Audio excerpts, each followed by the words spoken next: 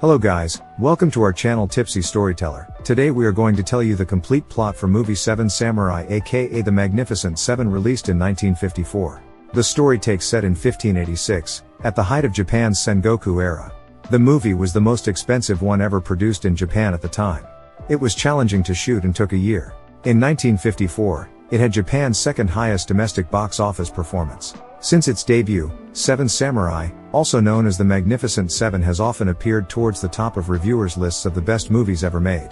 It is frequently recognized as one of the most remade, modified, and referenced movies in history due to its enormous influence on the film industry. So grab a beer, and let's start storyline for the movie Seven Samurai, and don't forget to like and subscribe. A bandit gang considers robbing a town in a mountain range in 1586, but their leader decides to hold off until after the harvest. When the villagers learn this, they resort to Gisaku, the miller and village elder, who advises them to hire samurai to defend them. Gisaku counsels them to seek out samurai who are in need because they have no money and can only provide food as payment. A few villagers enter the city and finally come upon Kanbei, an aged but skilled ronin, who they see rescue a small boy being held captive by a thief who has trapped him. Katsushiro, a young samurai, approaches Kanbei and requests to be taught by him. Kanbei agrees to help the locals despite his initial reluctance. He then enlists Shikirji, an old buddy in arms, as well as Gorobei, Heihachi, and Kai's, a reticent skilled swordsman that Katsushiro looks up to. A wild and eccentric ronin named Kikuchiyo is likewise accepted despite efforts to push him away. The people are hiding in their homes when the samurai arrive and show no signs of greeting them. Outraged, Kikuchiyo sounds the village alarm, which causes the people to emerge and plead for safety. Samurai and farmers gradually come to trust one another. Despite being aware that their various social levels forbid it, Katsushiro gets familiar with Shino, a farmer's daughter whose father has disguised her as a boy.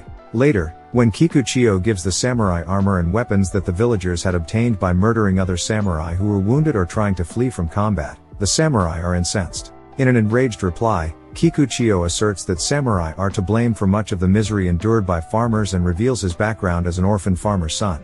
Anger transforms into shame in the samurai. The villagers are given bamboo spears by Kanbei, who also splits them into squads for training and defense preparation. 3 bandit scouts are discovered, 2 are killed, and the third, who revealed the location of the bandits' camp, is killed by the locals. In a proactive move, the samurai destroy the camp. When Rikichi, a disturbed villager helping the samurai, sees his wife who was taken hostage and turned into a concubine following a previous raid, he starts to cry. She retreats into a burning hut to her death after spotting Rikichi. While attempting to save Rikichi, Heihachi is shot and killed. Kikuchiyo, who raises a banner Heihachi created to represent the samurai and the town, serves as an inspiration to the dejected people. When the robbers finally show up, the new fortifications, which include a moat and towering wooden fences, confuse them. They set fire to the homes in the village's outskirts, including Gisaku's mill. When Gisaku refuses to leave his family, they make an attempt to save him, but everyone dies save for a single baby that Kikuchiyo is able to save. The village is then besieged by the bandits, but they are repulsed by the defenders, who also repel horse charges that are permitted to pass through a breach so that they could be ambushed. 3 matchlock muskets are kept by the outlaws. Kai sets out on his own and returns with one, while an envious Kikuchiyo leaves his group to bring back another. Gorobei is killed defending his position when Kikuchiyo's absence permits a few bandits to infiltrate his station and murder a number of farmers. Due to their declining numbers, Kanbei anticipates that the bandits will launch one last attack that night. Her father, who is furious that her virginity has been taken, beats her when he learns of Katsushiro and Shino's connection. Shikirji argues that such a coupling is typical before war and that they should be pardoned. Nonetheless, the social shame is insurmountable. Kanbei and the villagers step in.